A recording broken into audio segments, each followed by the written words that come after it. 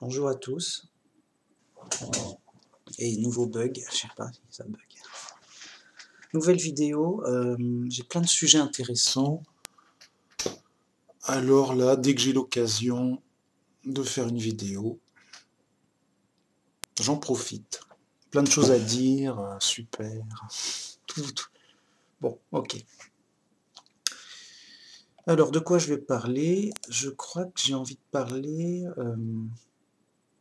de la guerre commerciale. Je sais pas si on peut dire ça. La guerre économique, je préfère plutôt. Ouais. Ok. J'ai envie de parler de la guerre économique. Parce qu'on pourrait croire que si on n'est pas en guerre, on est en paix. Et en fait, même en paix, donc en paix, on est toujours en guerre économique. Alors pourquoi? C'est l'effet de la compétition. C'est un peu, tu as une course de... Tu as un concours pour faire une course. Tu es en paix, on fait une course, et en fait, tu dois courir le plus vite, tu dois courir le plus vite, d'accord, mais ça suffit pas pour gagner. C'est pas parce que tu cours vite que tu as gagné. Tu dois courir plus vite que les concurrents, que les autres. Et là, tu gagnes. Et donc, vous voyez que c'est un jeu où il y a toujours des perdants. C'est-à-dire que s'il y en a un qui gagne, c'est que les autres ont perdu. Et donc, tu fais un maximum d'efforts pour une récompense presque hasardeuse. Si tu as la chance de courir le plus vite. Parce que les autres, ils s'entraînent. C'est pas comme si tu allais courir contre des nuls. Les autres sont censés être aussi, plus ou moins aussi bons que toi. Et donc, qui va gagner? Vous voyez, c'est pas donné d'avance forcément. Et bien en fait, la compétition, c'est une sorte de guerre. Et en temps de paix, on est en guerre économique. Par l'effet de la compétition, c'est-à-dire que tu vas avoir des entreprises qui vont faire le maximum d'efforts, le max, pour un résultat incertain. Ben oui, car si un concurrent fait mieux, il vend plus, et tu ne gagnes pas forcément à la hauteur de tes efforts. Vous voyez le piège? Alors qu'il n'y a pas lieu de faire la course en temps de paix, en fait. Pourquoi tu veux courir de toutes tes forces? Ça sert à quoi, j'ai envie de dire? Alors, la compétition entre entreprises, on peut dire, oui, mais ça sert à ce que le meilleur gagne, celui qui arrive à faire le meilleur objet au meilleur prix, il gagne et c'est bien. Ça permet d'améliorer les choses, d'améliorer les objets. Vous voyez, la compétition améliore certaines choses. Oui, mais on ne voit pas que ça détruit beaucoup de choses. Et en fait, en guerre économique, et ben en fait, en compétition, et en guerre, ça produit énormément de destruction et de gâchis. Donc, est-ce que ça vaut le coup de faire, d'améliorer les choses, comment dire, d'améliorer les choses, c'est-à-dire que tu as un objet, tu mets ça en compétition pour voir qui sera les meilleurs pour vendre, pour le fabriquer. ben, en fait, ça génère énormément de gâchis parce que tu vas avoir 10 groupes qui vont essayer de faire la même chose de toute leur force.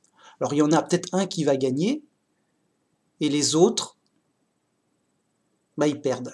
Et c'est du gâchis, c'est de la destruction. Donc tu gagnes 1 pour perdre 9. En gros, quoi.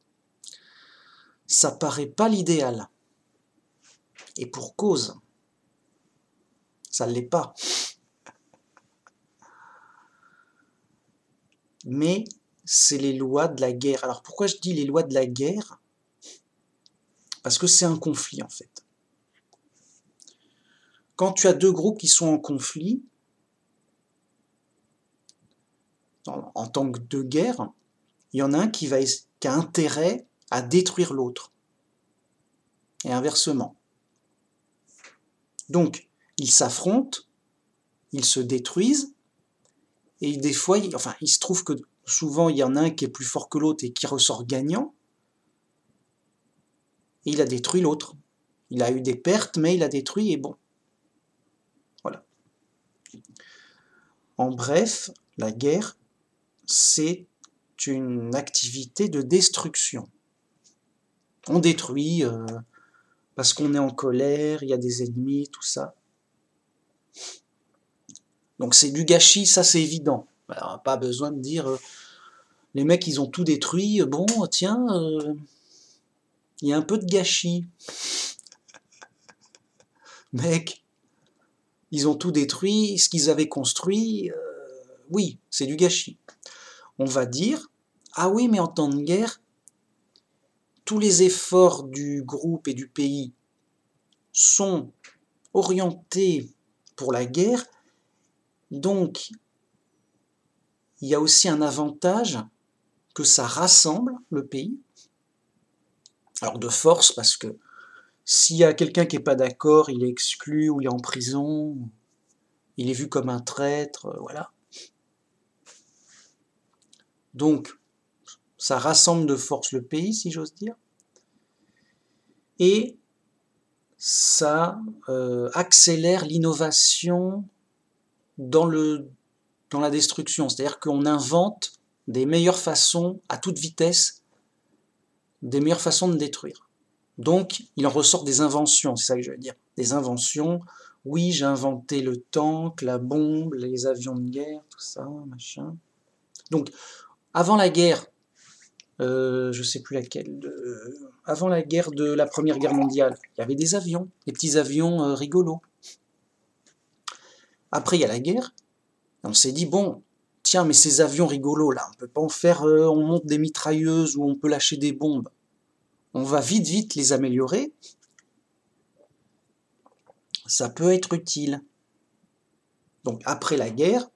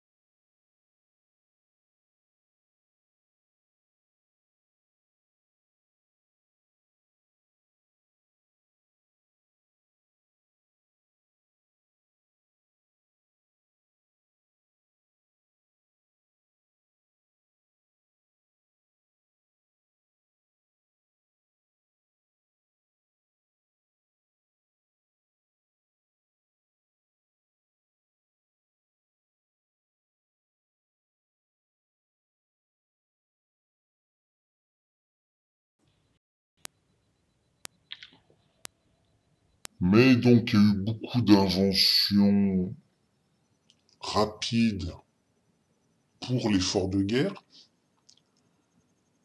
Et après, bah tiens, bah, les avions, on les a vachement améliorés.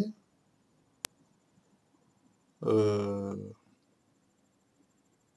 Parce qu'on en avait eu besoin pour la guerre. Pareil pour les véhicules. On a fait des tanks, des camions, il fallait produire vite et bien. Du coup, les usines ont été améliorées. Les gens, voilà, ils travaillent beaucoup. Pour l'effort de guerre, donc ils sont habitués à beaucoup travailler.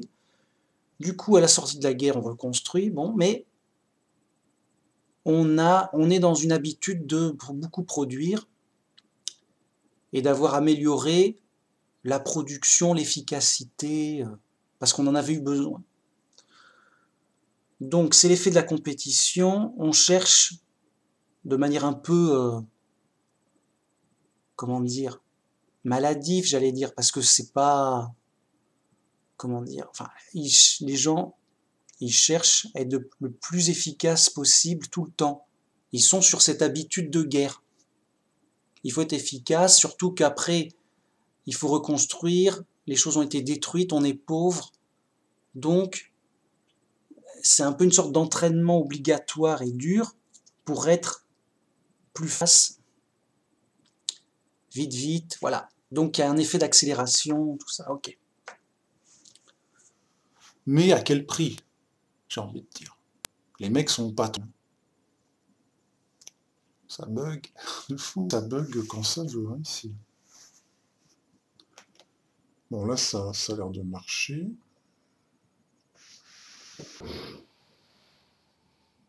Ah mince, sérieux. J'aime pas ça, moi.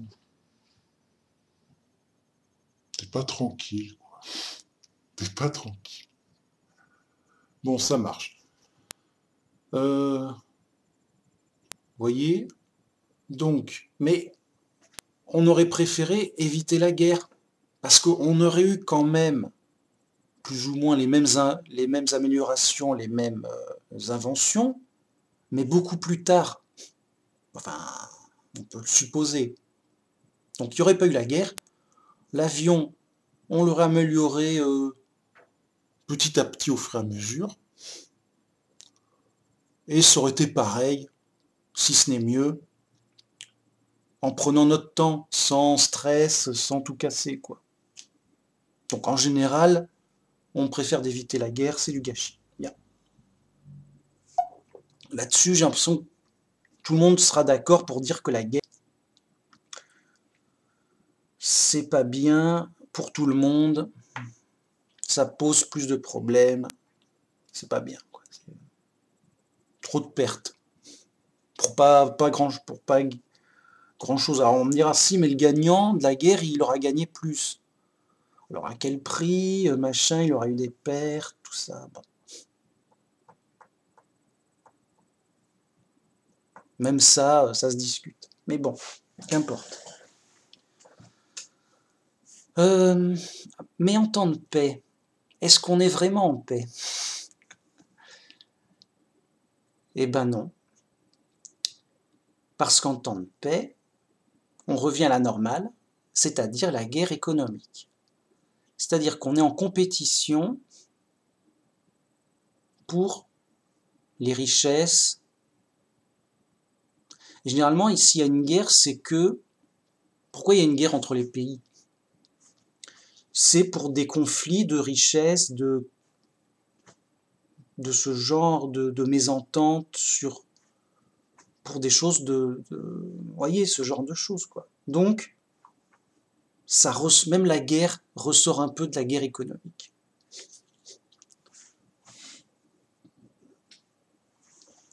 Alors, en temps de guerre économique, c'est simple, les producteurs sont en compétition entre eux. Alors, quand il y a assez d'acheteurs, ça va. Il y a assez d'acheteurs, la compétition est très basse, voire nulle. Mais après, ils grossissent, ils produisent de plus en plus. Et après, il y a plus de production que d'acheteurs. Et là, ils sont dans des compétitions de plus en plus dures.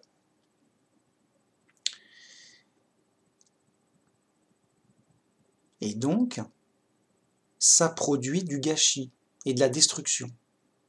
Et les lois de la guerre, c'est un rapport de force. Imagine, t'es un pays tranquillou. Tout va bien, enfin, tout va bien. t'es tranquille. Mais t'as des voisins et tu décides pas à leur place. Ils ont leur chef, ils font ce qu'ils veulent, quoi. Seulement tes voisins, tiens, il est un peu énervé, il est un peu agressif, bon, et il augmente son armée. Bah t'es pas très rassuré. Vous voyez, il y a un rapport de force. Avant, vous étiez à force égale, donc bon, bah, s'il est énervé, yo, quoi, c'est son problème.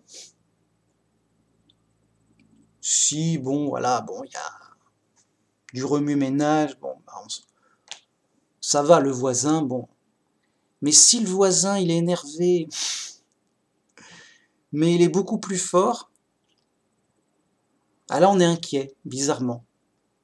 On se dit, d'accord, mais il est pas sympathique. Et il est de plus en plus fort en armée, en tout ça.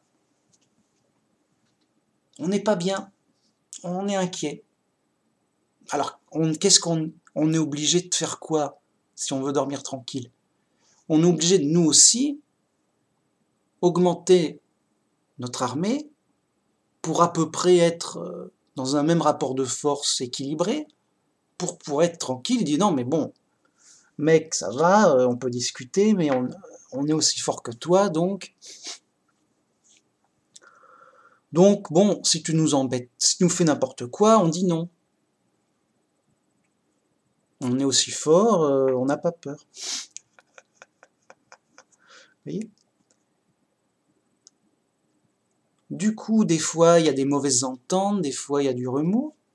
Donc chacun a une armée normale quand même, en cas où. Mais on a plusieurs voisins. Suffit qu'un voisin, il est énervé, on ne sait pas pourquoi, il n'est pas bien. On apprend que son armée est de plus en plus importante, il y a de l'espionnage, il y a des nouvelles, des informations. Donc tiens, bah, il a augmenté son armée à côté. Donc tu as plusieurs voisins de celui-là qui me disent ah non mais nous, vu qu'il a augmenté son armée, ses voisins ils sont pas tranquilles, chacun augmente son armée. Mais toi tu étais un voisin de voisin, mais vu que le voisin il a augmenté son armée parce que l'autre voisin il a augmenté son armée, et toi tu te sens un peu petit, tu te sens mince, si ça pète, je suis pas top, je suis pas tranquille. Bon, je dis, bah, moi aussi, il faut que j'augmente un peu mon armée pour être bien, un petit peu au moins, pour être tranquille. Mais après, il dit, ah mais non, mais ils augmentent leurs armées, ça fait boule de neige. Vous voyez? Donc, il y a un pays qui est un peu méchant, il augmente son armée, et il est agressif. Donc, il est entouré de, on va dire, de voisins qui augmentent leur armée pour être tranquille. Le voisinage autour des voisins, ils sont obligés d'augmenter leur armée au moins un peu pour être tranquille. Ça fait avalanche, tout le monde augmente son armée pour être tranquille. Mais pour rien, enfin pour rien. Ça fait des grosses dépenses militaires.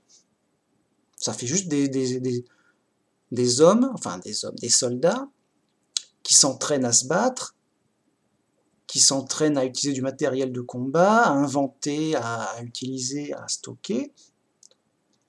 Ça fait des frais pour rien. Mais c'est prudent. Des frais de sécurité. Vous voyez? Il y a aussi cette compétition en temps de paix pour l'équilibre des forces. Bien. Et bien de manière économique, c'est pareil. Si tu as 3 boulangeries, il y en a un, il baisse ses prix. Les clients, ils vont tendance à aller dans le magasin le moins cher. Donc, toi, tu es obligé de baisser tes prix parce que ton voisin a baissé ses prix. Et le magasin qui est voisin au tien, bah, il est obligé de baisser ses prix aussi. Alors tant mieux pour les clients, mais dans cette guerre des prix, si la compétition est trop forte, ça devient très dur pour les magasins. Et à un moment, un magasin est obligé de fermer.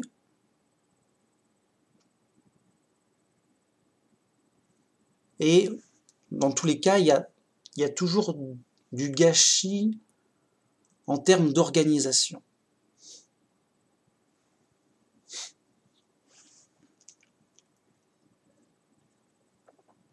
Il y a aussi l'effet inverse. Il n'y a qu'un seul magasin qui augmente ses prix. Les clients, ils sont un peu obligés d'y aller. Donc, je dis, tiens, j'augmente mes prix, les gens sont obligés d'y aller. J'en profite, j'augmente mes prix. Le magasin, il gagne, mais les gens, ils perdent. Les clients, ils perdent. Bien. Et du coup, là aussi, il y a une sorte de gâchis, mais dans le sens inverse. C'est pas du bien qui est détruit, mais c'est du bien qui n'est pas utilisé. Et donc qui est gâché. C'est un peu, dans le magasin, il y a des manteaux, mais à trop cher, et ils restent dans le magasin. Et les gens dehors, la plupart des gens sont dehors sans manteau, et c'est du gâchis parce ils ont de l'argent, mais ils n'ont pas assez parce que le magasin a trop exagéré. Du coup, il y a un gâchis inverse en pénurie, où il y a des manteaux qui ne servent à rien dans des coffres, dans des boîtes, d'un entrepôt de magasin. Et les gens, ils sont dehors sans manteau, ils ont froid, ils sont pas bien, ils n'en ont pas l'utilité. Et il n'y a pas l'échange normal. Voyez ? Donc, c'est un peu une sorte d'effet inverse du gâchis et de la destruction. C'est un gâchis, mais d'une autre façon. Je ne sais pas comment le qualifier, celui-là. Alors souvent, il est rare de nos jours parce qu'il y a beaucoup de concurrence entre magasins, ce qui fait que tu n'as pas ce monopole. On va dire que c'est un gâchis de monopole. Bon. Mais en général, c'est un gâchis de tout court, de destruction. Bien. Et en fait, tout ça, c'est donc une sorte de guerre commerciale où en fait, comment dire, il y a un défaut d'organisation qui fait qu'il y a forcément du gâchis, d'une façon ou d'une autre, et que c'est mal fichu. Alors, comment on aurait pu faire pour que ce soit mieux ? Alors, dans l'idéal, au lieu que tu aies trois boulangeries qui se font la concurrence dans ton village pour rien, dans l'idéal, il ne devrait y avoir qu'une seule boulangerie dans le village, mais qu'elle ne fasse pas de monopole. Donc il faudrait une organisation où il n'y ait pas de compétition magasin-magasin, mais qu'il n'y ait pas non plus de compétition magasin-client. Voyez ? Donc, ça ressemblerait un peu à une sorte de communisme. Alors on se dit, mais ça ressemble un peu à du communisme, ça marche pas, c'est pas... Qu'importe, c'est un peu pour donner l'idée, vous allez voir, c'est pas du communisme, mais ça y ressemble, mais bon, ça va pas. Commençons par l'idée de base. Tu as un village, un seul magasin suffit, par exemple une boulangerie, et tu n'as pas besoin d'avoir 3 boulangeries. Elle dit, aujourd'hui, il y en a peut-être une qui est 3 mètres plus près de chez moi, où je peux choisir la déco. Tiens, celle-là, elle est mieux décorée. Ou celle-là, elle fait du meilleur pain. Alors, à peu près. Parce que c'est... Vous voyez, c'est... Bon. imaginons, c'est des boulangeries normales, elles sont à peu près bien décorées, voilà, pas spécialement loin, c'est pareil, quoi, en moyenne. Donc, vous voyez, c'est du chipotage qui procure énormément de gâchis. Mais les gens sont libres d'ouvrir des boulangeries. Alors, pourquoi je dis ça? Dans mon village, mec, il y a 5 boulangeries. C'est pas possible. Tu veux dire, non, tu mens, c'est pas possible. Si. Il y a 5 boulangeries dans ton village. Alors, c'est pas un petit village, mais quand même. Déjà, il y en a 3 dans la même rue. Non, je me trompe.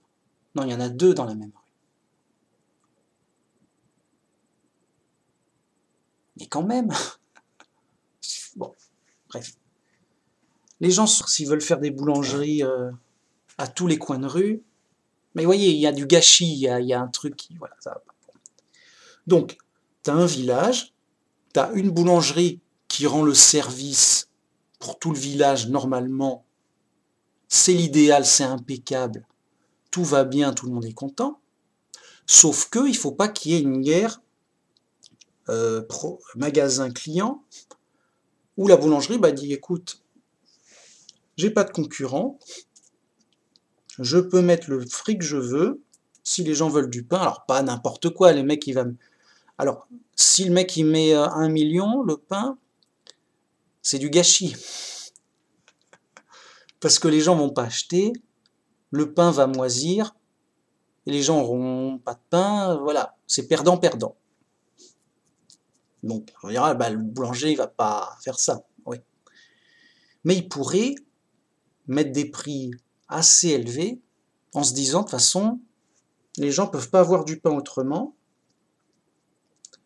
Quelque part, ils sont obligés. Moi, je gagnerai le même prix pour moins de travail. Je fais une dizaine de pains au lieu d'en faire plus. Je les fais le plus cher et les plus riches vont me l'acheter et les autres, tant pis. Et je m'y retrouve et pourquoi pas. Vous voyez, le boulanger, il gagne bien sa vie, il travaille à mi-temps, il fait une dizaine de pains vite fait voilà, une dizaine de... Voilà, bon, il y a de l'abus, vous voyez, il y a un abus manifeste. Mais il peut, et ça peut marcher, parce qu'il a le monopole. Et donc, vous voyez, ça fait le gâchis de monopole. T'as des gens qui ont faim, alors qu'ils aient de l'argent, ils pourraient s'acheter du pain, tout ça, c'est pas bien. Donc, il aurait fallu une seule boulangerie, mais dont le propriétaire ou le dirigeant de la boulangerie, du coup, serait le même dirigeant de la ville. Et le dirigeant de la ville, il veut que tout le monde soit content, et donc il ferait une direction équilibrée. Donc, imaginons que le maire, ce soit le chef du village et des magasins, et il dit, bon, les gens ont besoin de pain à telle quantité, faites-nous du pain à telle quantité, on mettra tel prix, on s'y retrouve, ça roule. Et donc un truc normal, quoi. Mais il n'y a pas d'abus, vous voyez, il n'y a pas d'abus, il n'y a pas de gâchis, il n'y a pas de compétition, il n'y a pas d'abus. C'est ça le truc. Alors ça ressemble à du communiste, c'est un peu l'État qui gère tout. Eh ben oui, mais ça marche pas. Pourquoi? Pour plein de raisons. Bon. Eh ben en fait, si ça marche pas, c'est comment dire, c'est parce qu'il y a de la corruption et qu'il y a un manque de confiance. Parce que en théorie, c'est l'idéal. Pourquoi on ne fait pas l'idéal? Parce que ça marche pas, il y a un manque de confiance et de compétences.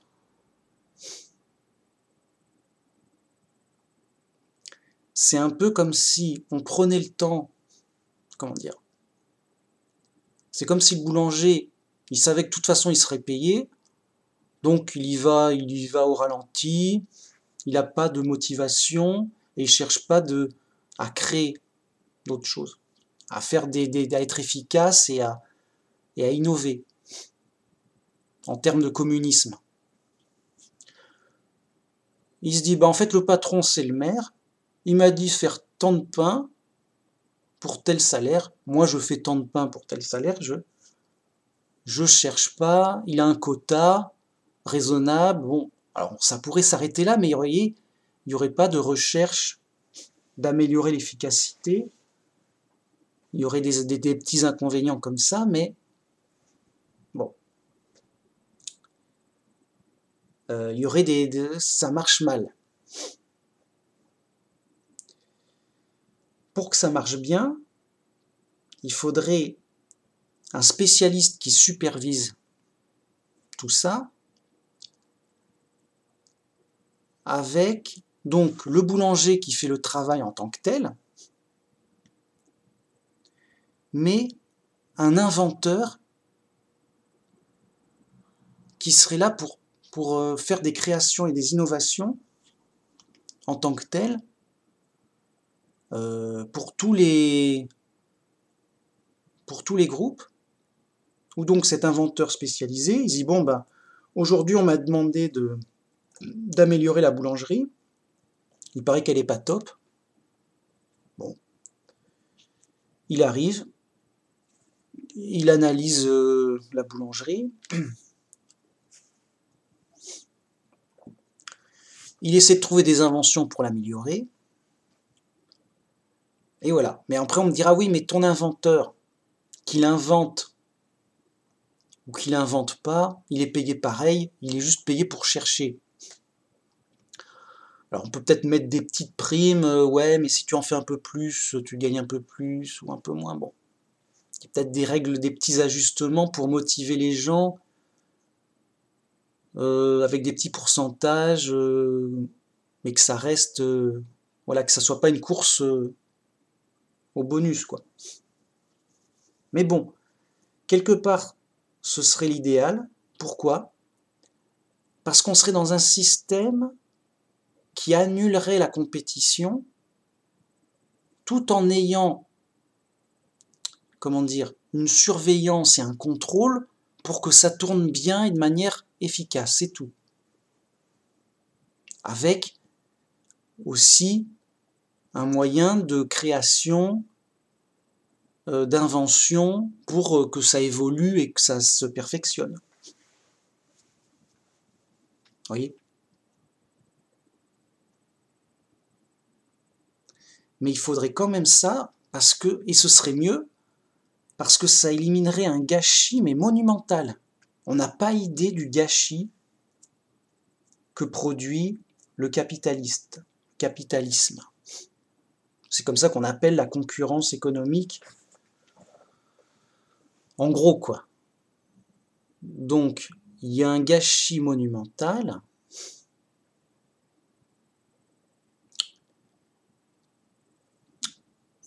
Qui est ordinaire, qu'on est habitué. Pourquoi c'est ce qu'on a et quelque part c'est ce qu'il y a de mieux. C'est parce qu'on a besoin d'une concurrence, on ne peut pas faire confiance au boulanger.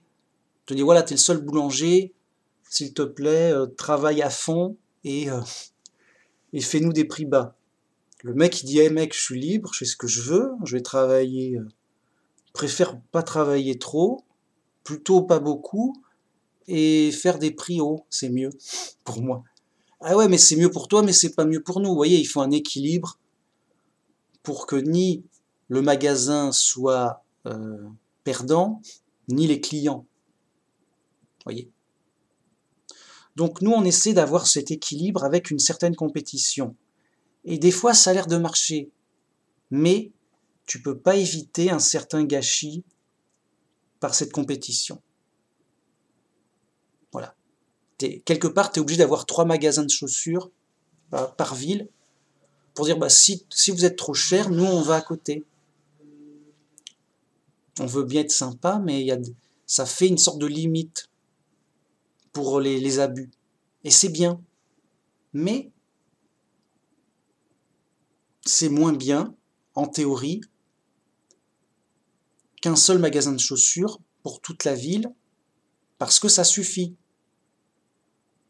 Vous voyez, c'est simple, hein, mais il y a un mécanisme de compétition et de conflit qui fait qu'on est obligé d'équilibrer les rapports de force, mais du coup, ça crée un gâchis inévitable mais nécessaire. C'est un peu, voilà, tu as un pays, il a son armée. Imaginons que tout le monde est gentil, on a fait un accord de paix national, je sais pas quoi, on est amis, on est super amis avec les autres pays et tout. Et on se dit, bah pourquoi avoir une grosse armée si on est super amis, on n'a pas d'ennemis, tout le monde est gentil, machin. On va avoir une petite armée en cas où, mais tout le monde va baisser son armée à la baisse. On est trop amis, je le connais, on va en vacances chez le président d'à côté, il a une super, je connais ses enfants, ils sont mariés, machin. Voilà, ça devient impensable de faire la guerre entre amis, on s'entend trop, c'est génial, il y a des... Voilà. Du coup, je dis, ben, à un moment, on dit, bah, tiens, mais si on éliminait, si on, comment dire, on réduisait au minimum, ou même qu'on annulait notre armée, on ferait des économies de fous furieux. C'est tentant. Parce que bah, c'est tentant, il faut quand même être sûr que tout aille bien tout le temps, pour longtemps, pour même très longtemps.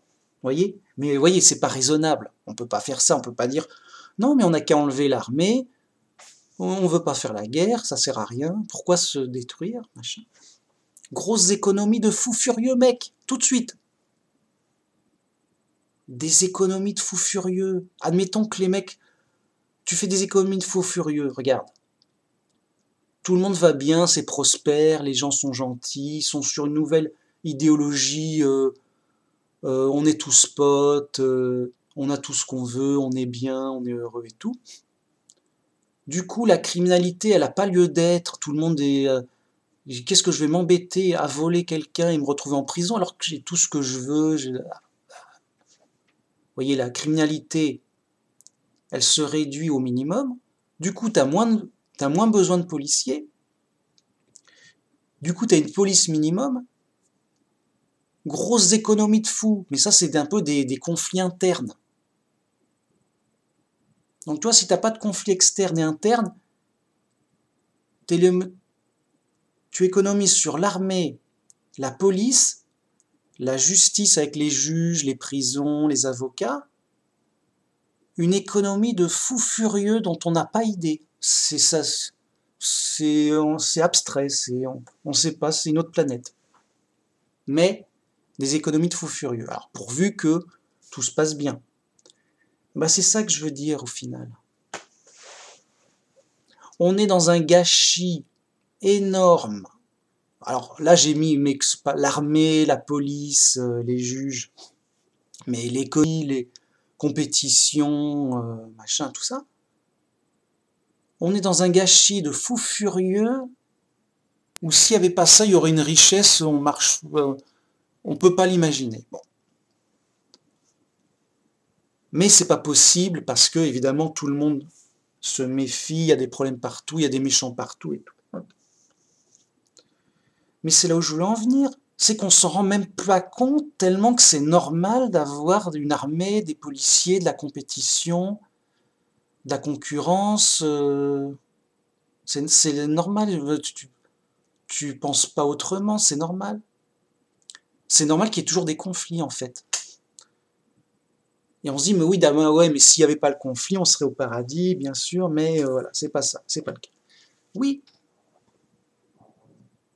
mais parce que il y a un problème en priorité de confiance. Si tu avais confiance si tout le monde était digne de confiance, voilà, tout irait bien. Bien.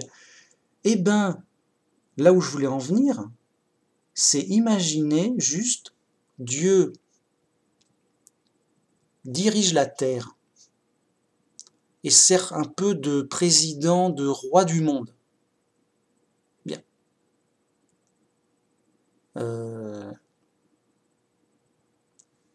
Il réglerait donc les relations entre les pays, machin. Il n'y aurait pas besoin d'armée. Déjà, alors que tout le monde ait confiance en Dieu, oui, Dieu est là, enfin, c'est pas que Dieu. Ce serait plus une croyance. Dieu, il viendrait vraiment sur Terre, il dirait, bon, les gars, on est potes et tout, c'est moi qui vais diriger le monde, ce sera chouette. Bon, admettons, voilà, ça va pas être comme ça, mais admettons, c'est juste pour l'exercice d'idée. Donc Dieu sert de dirigeant de confiance. Tout le monde a confiance en Dieu. Et on se dit, ouais, ok, on est d'accord que Dieu dirige le monde, c'est mieux. Bien. Ensuite, on obéit à Dieu, Dieu nous dit, voilà, vous allez là, machin, là, vous faites ceci, voilà, il fait les changements et les trucs nécessaires. Ok. Du coup, tous les pays économisent sur leur armée, énormément sur leur police.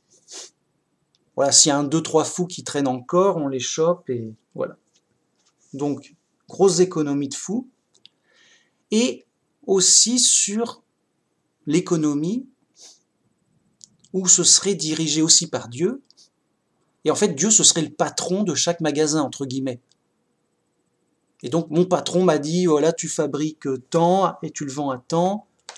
Tac, tac, tu mets ça dans... Voilà, c'est Dieu qui organise, quoi. Et on lui fait confiance. Et bon, c'est le patron. Non seulement il a l'autorité, je dois lui obéir, c'est le propriétaire, quoi, et tout. Et en plus, j'ai confiance que c'est ce qu'il faut faire, que ça se passera bien, il a raison. J'ai confiance et tout, quoi. Du coup, juste ça, juste, il n'y a même pas de miracle, juste, on n'a qu'un seul dirigeant et c'est Dieu. On fait des économies de fous furieux, de incalculables. Pourquoi ? Juste parce qu'on aura réduit au minimum, voire on aura presque annulé toute concurrence et tout conflit. Donc, plus besoin d'armée, ou alors une armée comme une sorte de police mondiale, peut-être. Mais légère, histoire de dire on est là. On est là, rassurez-vous, on surveille, quoi. Donc s'il y a un pépin, on arrive, quoi. C'est un peu comme des pompiers, plus qu'autre chose. Bon. Donc il y aurait une petite police mondiale tranquille, au lieu de chaque pays sa grosse armée. Ensuite, il y aurait des polices de chaque pays, mais au minimum, parce que tous les gens auraient ce qu'ils voudraient, auraient tout ce qu'il faut, et tout serait bien organisé.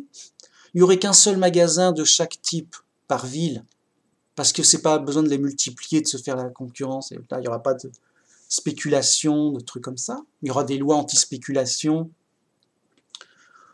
admettons, pour dire, bon mec, pourquoi t'achètes tout le pain de la ville, quoi. Non, non, c'est bien, j'aime bien le pain. D'accord, mais t'as acheté tout le pain de la ville, là, qu'est-ce qui se passe? T'as pas besoin, et les autres, ils vont manger quoi? Vous voyez, il y aurait des déséquilibres à cause de la spéculation.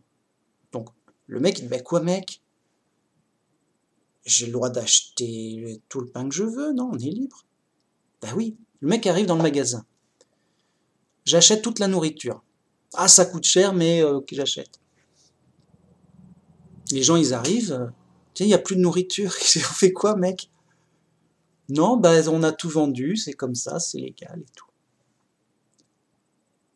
Ok, alors on dira, ouais, mais pourquoi l'autre il va faire? Après, l'autre, dehors ou plus loin, il va vendre les choses 10 fois plus cher. Mais tu me revends, ah mais j'ai tout acheté, t'es obligé. Bah non, mais j'en veux pas tant. Ah bah tu manges pas. Ah mince.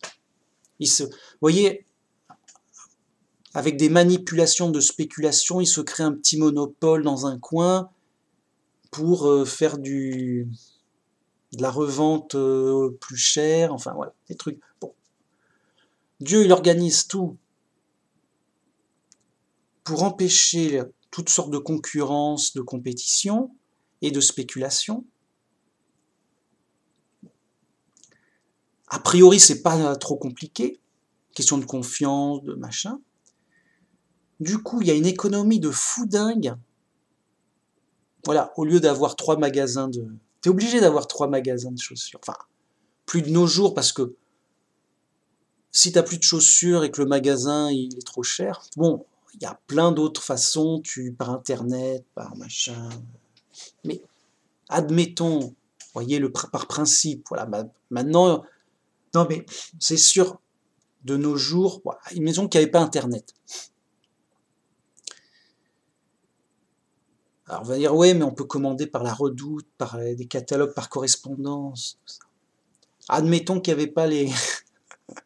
Voilà. Tu étais obligé d'avoir 3 magasins de chaussures par ville. Si tu n'en avais qu'un seul, tu avais les prix forts. Forcément. Sinon, tu n'avais pas de chaussures. Ou alors, il faudrait que tu fasses un long voyage dans une ville lointaine. Enfin, tu dis, et si lui, il n'a qu'un seul magasin, ça aurait le même prix. Donc, à un moment, vous voyez, il y a tu es obligé d'avoir voilà. Mais c'est normal.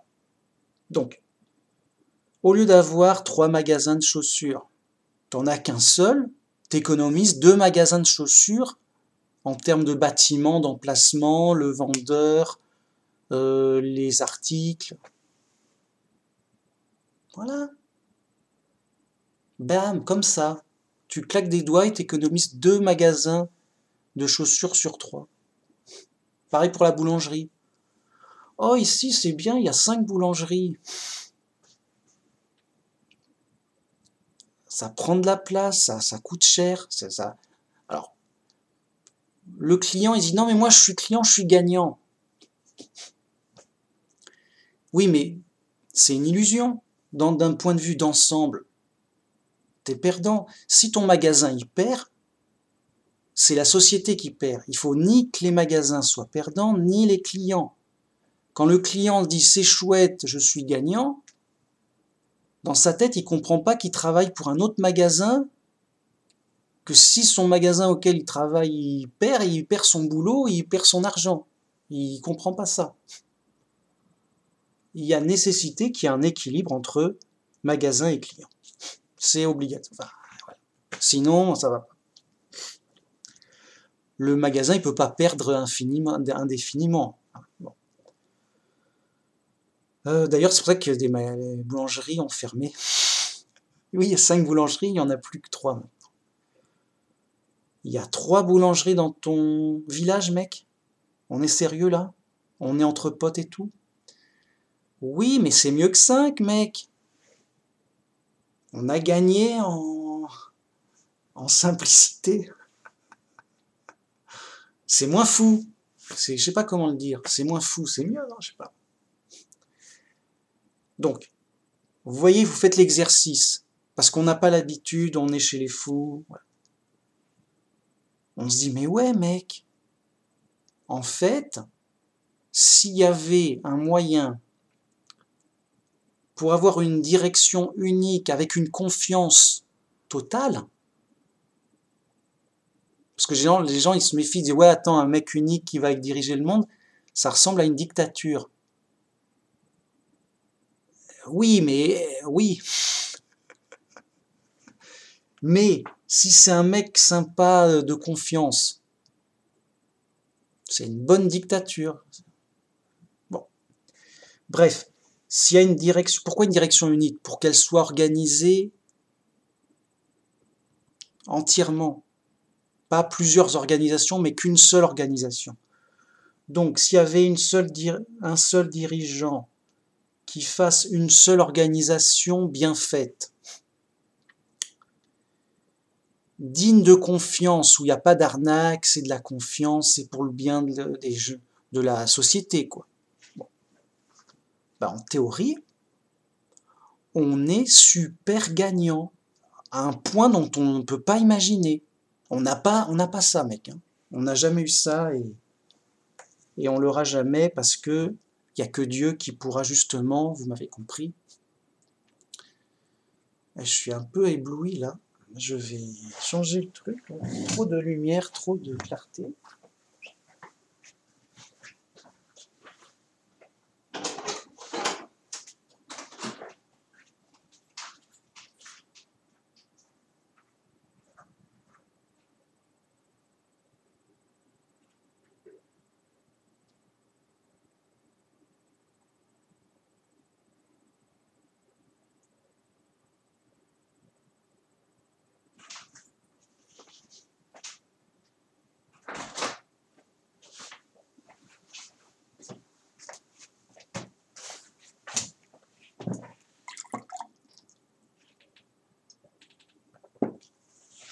Alors,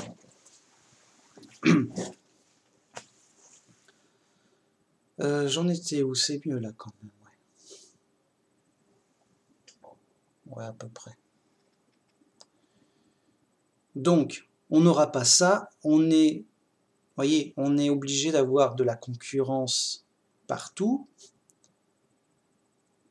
des conflits partout, et donc, on est obligé d'avoir un rapport de force.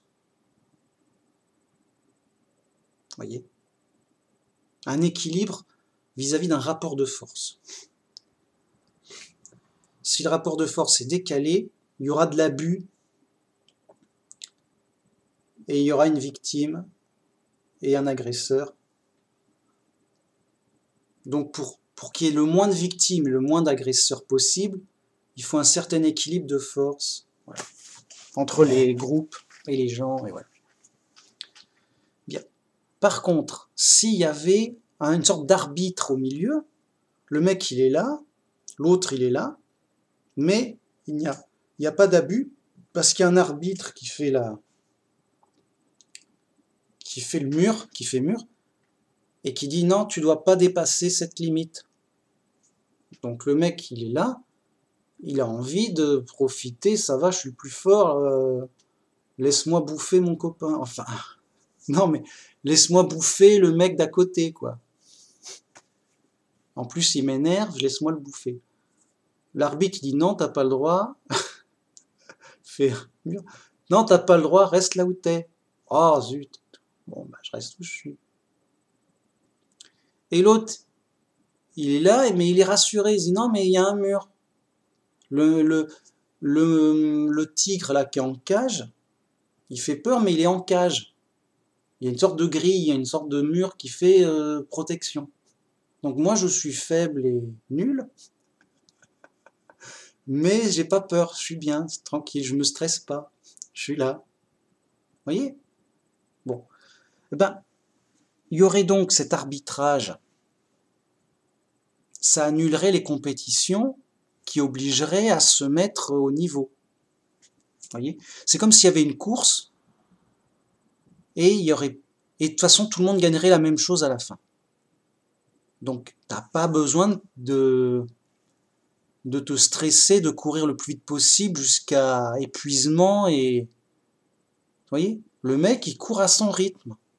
Il se fait dépasser par des mecs plus forts. Tranquille, oui, salut. Pas stressé. Il finit dernier, tranquillou. Ah, je suis le dernier, bon, bah écoute, c'était une belle balade. Tranquillou. Et voilà, c'est tout. Zéro stress, tout bénef, il est bien.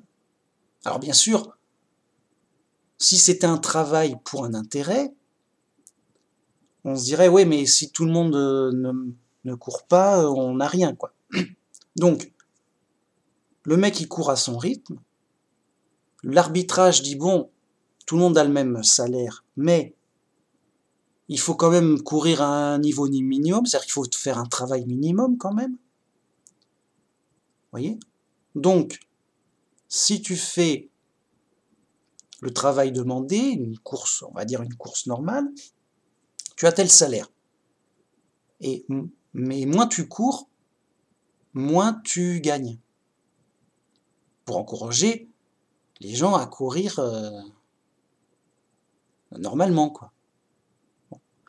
Et pour récompenser ceux qui courent vite, dit bah, plus tu cours vite, plus tu gagnes un peu, sans que ça change tout, quoi. Tu vas pas passer de 1000 euros à des milliards. Sinon, le mec, il court sans réfléchir, quoi. Il court, il court à fond, voilà. Et au mépris de sa santé, souvent. Non, tu gagnes un peu plus, pas grand-chose, t'as pas besoin de te casser la tête et te casser et perdre la santé à courir comme un fou, quoi. Ça ne changera pas énormément. Ça sera juste une petite récompense, quoi. Bon. Mais ça maintiendrait le niveau de travail normal et nécessaire et acceptable. Mais ça suffirait amplement. Pourquoi? Parce que s'il n'y a pas de compétition et le gâchis qu'il y a avec la compétition, mais je veux dire, on sera dans une abondance folle. Ça n'aurait rien à voir. Ça aurait du coup, ça donne un arrière-goût du paradis. Au paradis, les gens, ils se tirent pas dans les pattes. Il n'y a pas de gâchis. Les gens, ils se disent, enfin, au paradis, vous voyez, le paradis, c'est le royaume de Dieu. Le royaume de Dieu, c'est justement parce que c'est dirigé par Dieu. C'est Dieu le chef, c'est Dieu qui organise. Lui, et tout le monde a confiance au paradis. Nous, on obéit à Dieu, mec. C'est le chef. On a confiance. Il nous aime. Tout va bien. Voilà. Je veux dire, c'est normal, quoi. Je veux dire, le mec qui obéit pas à Dieu, enfin, le mec qui veut devenir une sorte de voleur ou de bandit au paradis, mais je dis, mec, pourquoi tu veux mourir? Tout va bien et tu veux te faire du mal, quoi. Tu vas te faire du mal qu'à toi-même. C'est fou, c'est fou. Le mec t'es un bandit, mais t'es fou. Tu ne gagneras rien, tu ne perdras, tu ne feras que perdre. Dans tous les sens du terme, à tous les niveaux. C'est une catastrophe, mais c'est pure folie d'être un hors-la-loi au paradis. Vous voyez, parce que non seulement ce serait sanctionné facilement, mais en plus, la personne agirait contre son intérêt. Vous voyez? C'est un peu, tiens, ben, je vais voler la voiture du voisin. Ah, mais c'est le voisin qui m'a porté à manger, par exemple. C'est le voisin, admettons, il travaille dans le magasin pour la nourriture, donc je vole la voiture du voisin, puis après je vais faire mes courses, je dis, ben, il n'y a plus rien à manger. Ah, on t'a pas dit. Ce serait de cet ordre. Hein. On t'a pas dit, mec. Eh ben, quelqu'un a volé la voiture de celui qui ravitaillait avec sa voiture le magasin. Du coup, on n'est plus ravitaillé, il n'y a plus rien. Mais mec, on va faire comment? Mais donnez-lui une voiture, mais faites quelque chose, on va mourir. Ouais, mais il faut trouver une voiture, ça coûte cher, il n'a pas assez pour s'acheter une nouvelle voiture tout de suite. Mais mec, limite, le voleur a envie de lui donner sa propre voiture mais fais ton boulot, mec, on a besoin de toi, mec. T'es trop important, mec. C'est fou, qui t'a volé? Ah merde, c'était moi. Limite, le voleur, il est en colère contre celui qui a volé la voiture, vu les dégâts que ça procure et que ça donne. Tout le monde va mourir. Et après, il se dit, ah merde, mais c'est moi qui lui ai volé sa voiture. Il avait une belle voiture, maintenant j'en ai deux, je l'ai cachée, tout. Mais mec, on a trop besoin de lui, quoi. Ce serait de cet ordre-là. Ce serait se faire du mal à soi-même indirectement. Donc, le mec, il se dit, bon, j'ai volé la voiture, je sais, du voisin. Mais il se trouve que c'était celui qui ravitaille le village de nourriture, en nourriture. Bon. Du coup, bah, que quelqu'un lui prête sa voiture. Oui, mais si le mec si un autre mec prête sa voiture à l'autre, ce sera un autre service qui sera en panne. Il n'y aura plus d'électricité, il n'y aura plus de téléphone. Oh non, mais on est où les mecs? Ben oui, tout le monde a son importance, tout compte. Admettons. Oh mais mince, le voleur se rend compte du dégât qu'il a fait aux autres et à lui-même indirectement. Il n'a plus à manger, c'est tout. T'as plus à manger, c'est tout. Sans qu'on sache que c'est lui le voleur, sinon on le savait, il va en prison, bla. Même pas, juste la partie, il s'est fait du tort à lui-même sans le savoir. Bon. Oh mince, comment on va faire? Tu sais, tout le monde est embêté, mince. Non mais moi j'ai pas le temps, je dois aller faire mon travail pour qu'on ait tous de l'électricité, par exemple. Ah, mais moi c'est pareil, je dois ravitailler la ville en eau, je m'occupe de l'eau. Chacun s'occupe d'un truc, quoi.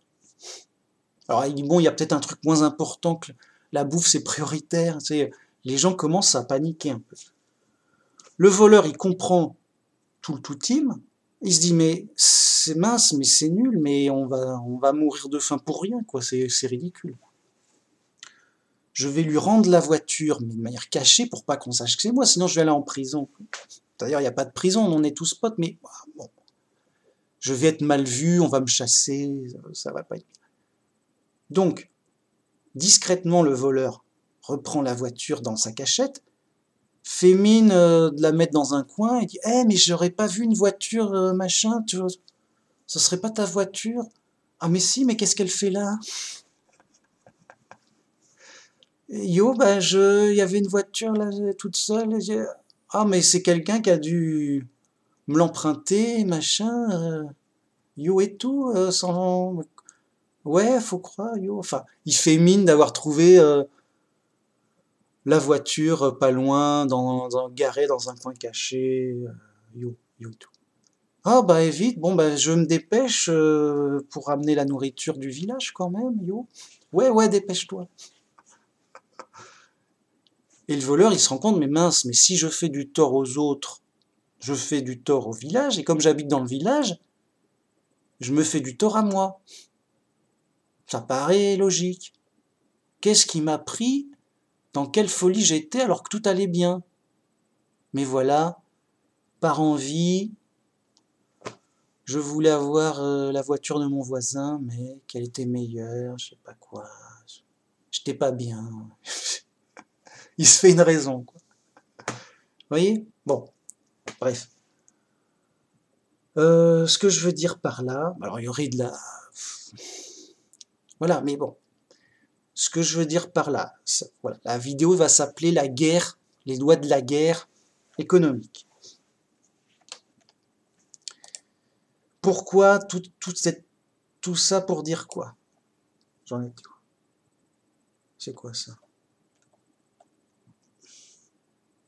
Ah ouais, d'accord. Donc là, je prépare le titre. Alors, tout ça pour dire quoi?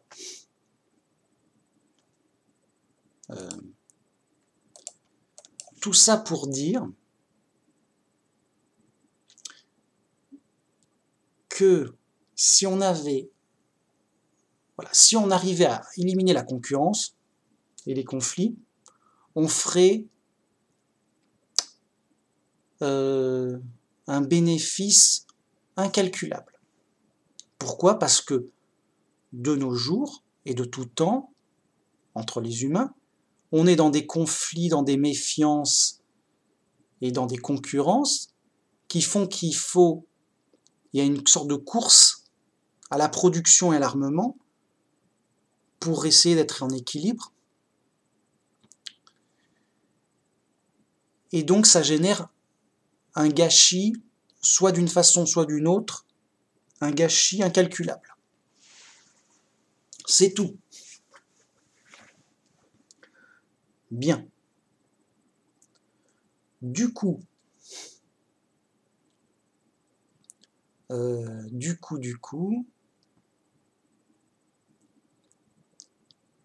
pour résoudre ce problème monstrueux, colossal, fou, enfin, énorme, il nous faut un dirigeant unique, compétent, de confiance. Ce qui n'est pas possible. Hein. Oh, mais moi, mon président, il est top. Mec, non, mais pour le monde entier. Et après, pour chaque pays, bien sûr, mais par effet de cascade, mais bon. Ce qui n'est pas possible. Pour plein de raisons, mais... Et donc, on est obligé d'avoir une concurrence, même dans les lieux de pouvoir. Voilà, qu'est-ce qui se passe au Parlement? Ben, y a les pour et les contre qui s'engueulent en permanence. C'est leur boulot. Le boulot des dirigeants, c'est de s'engueuler entre groupes et après de voter pour une décision qui rassemblera le plus de pour et le moins de contre. Donc il y a plusieurs partis politiques, on est pour, on est contre, bon, enfin, gros gâchis de bavardage, gros gâchis de tout, quoi. Les mecs sont fous, quoi. Bon, qu'importe. Ce que je veux dire par là, c'est que donc cette solution, ce serait ça. Mais on va dire, bah oui, mais c'est une solution idéale qui n'existe pas. C'est vrai qu'il y avait un peu cette idée dans le communisme. L'État s'occupe de tout pour bien tout organiser. Et c'est bien et c'est vrai, mais c'est pas vraiment réaliste et applicable. Il faudrait que l'État ce soit Dieu, quoi. Et c'est pas le cas. Il y avait Staline. Est-ce que Staline c'était quelqu'un de... Enfin, voyez, c'était Staline quand même. Bon, non, c'est pas possible pour plein de raisons compliquées. L'erreur est humaine, il y a des conflits. Et de toute façon, il nous faudrait, pour que ce soit pleinement efficace, il faudrait que ce soit un gouvernement, un dirigeant pour le monde entier. Bon, il n'y a que Dieu qui satisfait parfaitement à la chose, mais on est séparé de Dieu. C'est le... Voyez, mais quand Jésus va descendre et vaincre pour reprendre la terre, il va diriger le monde entier pendant 1000 ans et il fera cette organisation unique de confiance dans le monde entier. Et en fait, ce sera une parenthèse, vous voyez, j'avais dit avant, voilà comment le monde est dirigé par Dieu. Oui, ah, bonjour. Oui, je suis venue parce que... Oui, mais là, je fais ma vidéo. Ah, ça va, ça tombe mal. Et elle est partie chez elle. Elle est là chez elle. Rejoins-la chez elle. Parce que tu crois qu'elle voudra aller marcher. Je te demande, peut-être qu'il va marcher. Gaëlle, t'as bien vu? Oui, est-ce que je vais savoir? Bon, là, je fais ma vidéo, là. Oui, tu peux pas, tant pis. Bon, ça fait rien. Ah, je voulais te dire, j'ai reçu un email Free. Ils vont dire qu'ils vont te renvoyer la carte SIM. Oui, c'est bon. Mais il va falloir que je l'active par l'internet, je crois. Ça ne marchera pas tout de suite. Il faudra que quand tu l'as, que tu l'installeras, tu me préviennes pour que je l'active. Par internet toi-même. Ah non. C'est ce que j'ai cru comprendre. Oui, d'accord. Bon, je vais peut-être y aller. Tu vas ouvrir. Parce que normalement, Il fait beau, hein. Je suis prévu de venir demain. Ça marche. Tout à l'heure.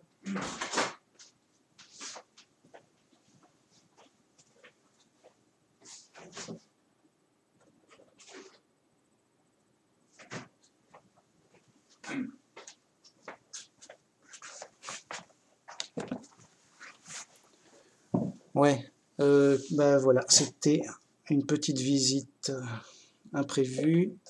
Quand c'est comme ça, vous mettez avance rapide. Il n'y a pas de mal. On est à la maison.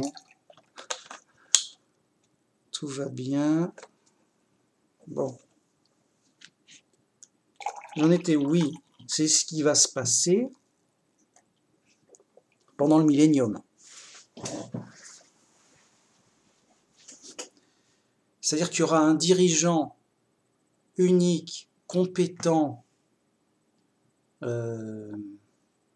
pour tout organiser et digne de confiance pour le bien de tous. C'est pas juste, je suis un dirigeant pour mon propre intérêt et faire mon truc, sachant que mon intérêt n'est pas l'intérêt des gens, mais au contraire, ce sera Jésus qui dirigera le monde, mais pour l'intérêt et le bénéfice de tout le monde, dans une pleine justice et une pleine générosité. C'est en ça que je dis qu'il est digne de confiance, envoyé par Dieu, bien quoi. Enfin, c'est normal. Enfin, je sais pas, oui. Et donc, il y aura un gain extraordinaire de richesse, de prospérité. Pas qu'ils auront des machines qui produiront plus et qui feront avec des inventions extraterrestres. Hein. Juste par la simple organisation qui fait que le gâchis sera quasi minimum, quasi inexistant. De nos jours, le gâchis est monstrueux. On pourrait presque pas le calculer. Sérieux. Bah oui, si t'enlèves tout le gâchis économique, toute la nourriture qu'on jette, les objets qu'on jette, soit invendus, soit qui se cassent trop rapidement, soit mal fichus, soit mal fabriqués, mal recyclés, tout ça, avec la pollution, tout ça. Si t'enlèves l'armée, la police, la justice, enfin la justice, non, il y aura justice, mais les tribunaux, les prisons, les tralala, qui en est quand même un minimum. Si un mec il devient fou, il fait un mauvais truc, il est arrêté, il est en prison, mais ce sera rardingue dans un truc qui tourne bien.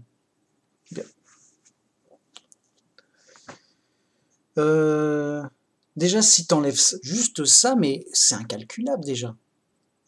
C'est fou. C'est incalculable. À vue de nez, voilà, si je devais donner un truc à vue de nez, c'est comme si, à vue de nez, s'il y avait le moins de gâchis et moins de compétition possible, eh ben, on aurait limite tout de suite, j'ai envie de dire, au moins 5 fois plus de richesse dans le pays. Comme ça, bam. D'un coup, tu deviens 5 fois plus riche. À vue de nez, comme ça, pour dire un chiffre. Hein. Mais je pense que c'est plus. Hein. Au minimum. 5 fois plus riche, comme ça. Pour faire... Voilà. T'as 5 maisons. Ouais, yo... C'est pour donner une idée, quoi. Non, évidemment, évidemment que t'as pas 5 maisons. Si t'avais 5 maisons, ce serait du gâchis puisque tu pourrais pas les utiliser. Non. Voyez, c'est pas ce que je voulais dire, mais vous m'avez compris. Tu es 5 fois plus riche, c'est-à-dire que ta maison, elle est 5 fois mieux. T'es 5 fois plus riche, voilà. M'embête pas. M'embête pas, mec, sérieux. Ça compte. C'est pas que ce soit le but de la vie d'être le plus riche possible, mais juste, c'est un fait.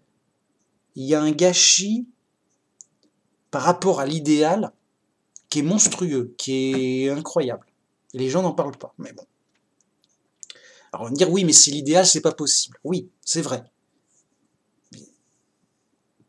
Et du coup, ça se passera pas, hein, c'est clair. Sans Dieu, j'entends. Ça se passera qu'avec l'intervention de Dieu pour que Jésus donc dirige la terre pendant 1000 ans. Bah oui, puisque c'est Dieu qui dirige la terre via Jésus.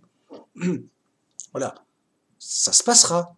Jésus va vraiment diriger lui-même directement la terre pendant 1000 ans et pas une année de plus.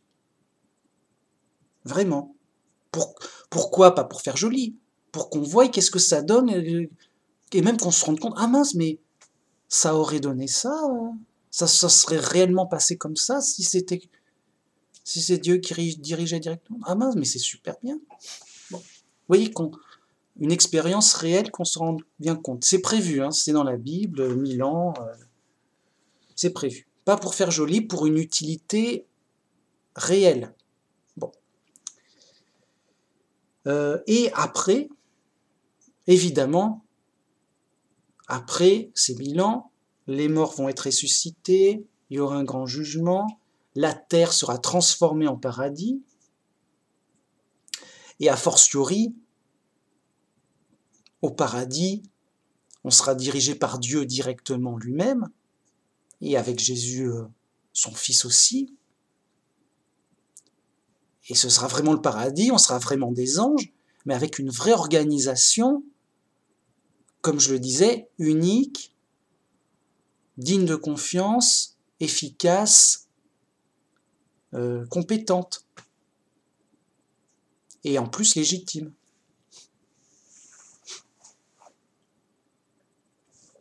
Et donc évidemment qu'au paradis, il n'y a pas de gâchis. J'ai envie de dire, il n'y a pas de gâchis et de conflit. En tout cas, c'est quoi le but d'une organisation, les mecs? C'est pour être efficace, pour éviter le gâchis et éviter les conflits et la destruction. Hein? Donc, plus tu es dans une bonne organisation, plus ça marche mieux. C'est tout. Hein? C'est fait pour ça, hein, c'est pas compliqué. Donc, nous avons l'organisation qu'on a essayé et pu se faire, mais qui est comme elle est. L'erreur étant humaine, on a un truc qui roule. On est presque en mode... j'ai presque envie de dire qu'on est un peu en mode survie. On est dans la jungle, on est dans le chaos, quoi. C'est juste qu'on est habitué au chaos. On se dit non, mais on est bien, mec. On est tranquille, on a trouvé un équilibre. Oui. T'as trouvé un équilibre dans le chaos. T'as trouvé une zone de sécurité dans la jungle. Mais c'est tout, juste un moment. Hein. Vous voyez? C'est bien, c'est pas plus mal. J'ai envie de dire, vous voyez? Le délire, le truc. Donc, les gens ne se rendent pas compte qu'ils sont dans la jungle, que les choses tournent de travers, mais ça, c'est pas trop... Comment dire? C'est comme si on te vendait une voiture qui marche à moitié. Bien. Mais elle marche. Mais tu as toujours connu des voitures qui marchent à moitié. Donc, elle cale, elle poussote, elle fait du bruit, il y a des à-coups, mais ça roule, quoi. À un moment, ça se stabilise un peu, ça roule, bon. Voilà. Mais t'as jamais vu de vraie voiture top. Au contraire, le top, c'est ce que c'est la tienne. T'as toujours vu, moi j'ai une voiture au top, je roule, ça roule, et il y a pire, il y a des voitures qui roulent pas bien ou ralenti. Elles font du 10 km, 20 km/h maxi, sinon elles tombent en panne.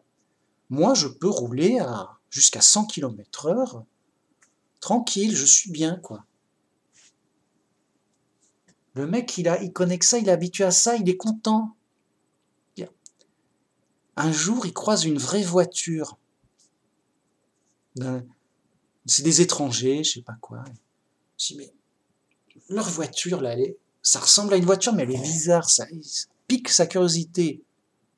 Regarde cette voiture, elle se gare, propre, fluide, pas de bruit, tac, tac. Il a l'impression de rêver, que c'est un truc magique. Les mecs qui sortent, il interroge le conducteur, il dit, elle est bizarre ta voiture, mec, qu'est-ce que... Il n'y a pas de secousse, il n'y a pas de bruit, il n'y a pas de... ça, il n'y a pas de fumée noire, il n'y a pas de... Qu'est-ce qui se passe? Elle est bien, qu'est-ce qui... C'est quoi? Qu'est-ce que t'achètes ça où, mec? Et le mec, il dit, ah non, mais je viens d'un pays lointain où on a des vraies voitures qui marchent bien. Yo. Des vraies voitures qui je connais jamais. C'est-à-dire, qu'est-ce qui... Ben, non, mais vous avez des épaves. Enfin, c'est bien, vous avez bricolé des trucs qui... Vous avez fait ce que vous avez pu, vous avez bricolé des trucs qui roulent, d'accord. Mais c'est pas top. Il y a mieux, il y a mieux quand même. Il y a mieux, regarde. Allez, j'ai envie de te montrer ma belle voiture. Monte, on va faire un tour en belle voiture. Mec, il monte. Déjà l'habitat propre, machin, lumineux. Les sièges super confortables, clim, la clim, t'es bien, tu respires bien à l'intérieur. Super cool. Le mec, il allume le contact. Il démarre fluide, pas de bruit, rien. J'ai dit, et qu'est-ce qui se passe? On bouge, mais où est le... Ça fait peur, il n'y a rien on n'entend rien. Ah oui, alors c'est une voiture électrique, machin, ça fait pas de bruit, pas de pollution, ça démarre tout de suite, tac tac. Il n'y a pas à faire chauffer le moteur, à le faire péter dans tous les sens, l'accélération immédiate, c'est puissant, c'est tout. Attends, le mec, il le voit, il le vit, mais il a du mal à le croire. Ils font un bout de route, tu dis, tiens, bah là, on va aller à fond, on va voir ce que ça. Et le mec, ça fonce, mais comme une flèche dans le vent, c'est-à-dire que tu as juste le bruit du vent. Et j'ai dit, mais on est à quelle vitesse? T'as le compteur, ouais, là on fait du 100 à l'heure. Déjà, qu'est-ce que quoi? Mais à 100 à l'heure, nous on est comme ça, est-ce qu'on va s'écraser? Est-ce qu'on va s'écraser? Attends, ouais, on est à fond là, on rigole, mais bon, faut se calmer, on ralentit, on revient à 50 à l'heure, en sécurité. Non, là le mec il est bien, à 100 à l'heure. Tiens, on passe à 150. C'est à peine... Et on est à 150 là, ah ça vibre un peu, c'est vrai, on sent un truc qui... Il y a plus de bruit de vent, mais tranquille, le truc est stable, propre, lisse, t'as pas de secousse, t'es bien, tu pourrais te laisser t'endormir. Je dis, mais on est où, mec? Le mec, il revient, il ralentit, machin, il se gare là. Le mec, il est choqué, stocké, scotché, défoncé. Voilà, ça donnerait... Le mec, c'est comme si des extraterrestres arrivaient, dit tiens, tu fais un tour de vaisseau spatial, enfin un tour de soucoupe volante. Il revient, il est aussi choqué que ça. Il dit mais c'est qui sont ces gens? Qu'est-ce qui se passe? Comment on a fait? Qu'est-ce qui s'est passé? Il déchoque pas le mec. Voilà. Et c'est juste une bonne voiture électrique bien quoi. C'est pas un objet magique, hein. C'est juste que lui, il est habitué à rouler sur des épaves qui roulent, qui marchent. Ça marche, ok, mais c'est une épave. C'est une épave à bricoler toutes les semaines pour que ça tienne encore. Hein. Alors le mec, il est scotché. Répète-moi, qu'est-ce qui se passe? Tu viens de quel pays, machin? Ok. D'accord, mais ça doit te coûter une fortune, ce bijou de technologie futuriste. Non, c'est une voiture. Non, mais c'est pas une voiture, c'est un... C'est un paquebot, c'est un château roulant. C'est un château roulant, c'est pas une voiture. Non, ça coûte le prix d'une voiture normale. T'es dans quel pays, mec? Nous, on n'a pas. Non, mais vous êtes dans un pays, c'est le chaos, c'est la guerre civile, c'est la folie, là. Vous n'êtes pas dans un vrai pays, les mecs. On n'est pas dans un vrai pays, qu'est-ce qui se passe? Mais si, on est dans un vrai pays. Oui, ça ressemble à un pays, d'accord. Mais c'est la folie, mec. Moi, on vient ici, mais on est armé. On vient pas en... Vous êtes armé. Oui, on est en safari, là. On est dans la jungle. Ah, c'est la jungle, d'accord. Bon, alors, ta voiture, elle coûte le prix d'une voiture. Comme moi, si j'étais dans ton pays, voilà, le mec a une station normale, je dis tiens, bah, j'achète une voiture, voilà. C'est pas hors de prix.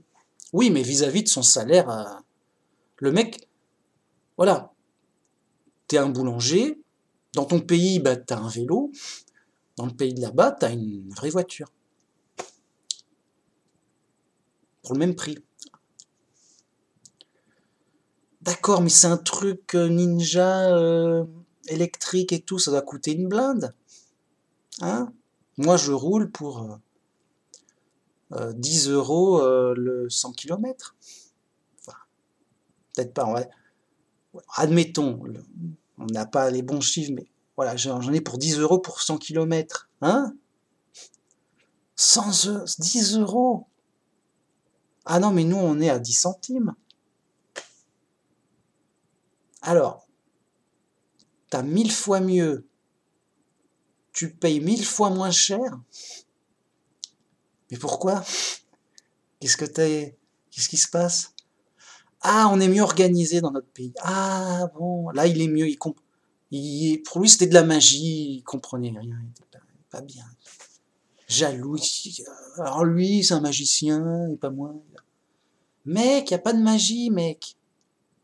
Bah si, c'est de la magie. Non, les mecs sont super bien organisés. Donc, pas de gâchis, efficace, propre, bien, au moins matériellement, tu vois. Ça roule bien. Toi, t'es dans le chaos, t'es pas mal organisé, ça roule si ça veut. Ça peut rouler. Le mec, il comprend. Le mec, il lui explique plus, oui, écoute, notre système politique, machin, truc, machin, voilà, on évite le gâchis, la concurrence, tout. Il lui explique un peu, bon, il essaye. Le mec, il arrive à peu près à comprendre l'idée générale. Et il se dit, mais oui, mais c'est logique. Je suis dans un pays dans le chaos, en guerre civile. Enfin, moi, il est né là-dedans. Pour lui, c'était la vie normale. Mais il se rend compte que non, mais il y a des pays super prospères et stables parce qu'ils sont super organisés et tout. Et ça roule tout seul, propre, clac-clac. C'est la norme que tout aille bien, quoi. Alors que là, c'est la norme que tout aille mal. Ah, mais c'est logique. Voilà. Comprends? Ben oui, mais après, il fait un peu d'histoire. Oui, mais nous, on a eu 3 guerres civiles, des invasions, des cataclysmes, des catastrophes naturelles et tout. Vous avez eu de la chance, vous n'avez pas eu d'invasion barbare dans votre histoire. Vous avez eu quasiment pas de catastrophes naturelles. Vous avez plein de trucs bien, machin. Voilà. Et ça fait une différence. Voilà. Admettons que vous voyez une explication logique à tout ça qui fait qu'au final l'organisation a été totalement différente. Mais voyez, le mec, tant qu'il n'en a pas pris connaissance de cette existence, pour lui, il était au top, il était ce qu'il y a de mieux, et il pensait pas avoir mieux. Il pensait même pas que ça puisse exister d'avoir mieux, parce qu'on est au top. Et il se rend pas compte. Vous voyez, s'il y avait le paradis en face de chez nous, tous les jours, on dit, ah d'accord, ah c'est comme ça chez eux et ils fonctionnent comme ça. Oh là là, bah, j'aimerais bien y être. On se rendrait compte de ce qu'on perd, de ce qu'on n'a pas. Mais comme c'est pas le cas, on ne se rend pas compte de ce qu'on perd et de ce qu'on n'a pas. Et on se rend pas compte qu'on est dans le chaos, dans la jungle, dans les ténèbres, en prison. Ah, je suis en prison? Oui. Je ne me rends pas compte. Et c'est important. Donc, en temps de paix, on est en guerre économique, en temps de guerre aussi, hein. Peut-être plus, justement. En bref, on est toujours en guerre économique. Et une sorte, comment dire, voilà, c'est la condition humaine de désorganisation humaine. On est éparpillé, on est désorganisé, on est égaré. Donc, on est dans une constante désorganisation, un constant chaos. Nos organisations est très limitée. On ne peut pas faire plus. Vous voyez? C'est tout. Et donc, qu'est-ce qui nous manque de crucial pour justement sortir du chaos, si j'ose dire? Bah, c'est Dieu, car Dieu, c'est le dirigeant naturel de l'univers normal. Il nous manque. C'est comme si on était un corps sans tête. Il nous manque la tête. C'est un peu comme si on coupe la tête de quelqu'un, mais on faisait un truc pour que le corps continue à vivre. Donc tu as une sorte de corps qui bouge, qui vit, bon, qui essaie de s'alimenter, enfin qui fait des trucs, voilà. Et on dit, bah il manque quelque chose quand même. Il manque la tête à ce corps pour que le corps soit bien dirigé. Là, comment tu veux qu'il soit bien dirigé? Il n'a pas de tête. Voilà. Ben nous, c'est comme si on était un corps sans tête, et pour compenser l'absence de tête, on avait mis une sorte de petite tête de Ouistiti pour vaguement diriger le corps. Voilà, c'est comme voilà, vous voyez. On a enlevé la tête humaine et on a mis une petite tête de Ouistiti pour remplacer par défaut. Donc ça fonctionne mal, c'est normal. Et ben nous c'est pareil, on est privé de Dieu, on est privé de chef. On n'a pas de chef. Moi j'ai pas de chef. Alors, j'ai un chef de remplacement. C'est le président de mon pays. Mais c'est qu'un chef de remplacement parce qu'il n'y en avait plus, on a mis un mec, vas-y toi essaie de diriger le monde. Enfin, vas-y mec, dirige le pays, yo. Vas-y, fais quelque chose. Allez. Tu mets un mec, c'est comme le conducteur de bus, il est malade, il peut pas conduire. Toi, tu sais conduire? Ouais, un peu, je suis à l'auto-école. Allez, vite, le conducteur, il est malade, là, il est par terre, il faut l'amener à l'hosto. Il nous faut un conducteur d'urgence pour conduire. Sinon, on reste planté avec le bus et le conducteur, il est malade, il est par terre, il peut rien faire. Il est évanoui. Bon, moi, je sais un peu conduire. Sinon, je prendrais pas si je savais totalement conduire, je prendrais pas le bus. Enfin, je vais essayer. Mec. Et il essaye de conduire. Alors, attends, machin. J'ai vu mes parents, ils faisaient comme ça, machin.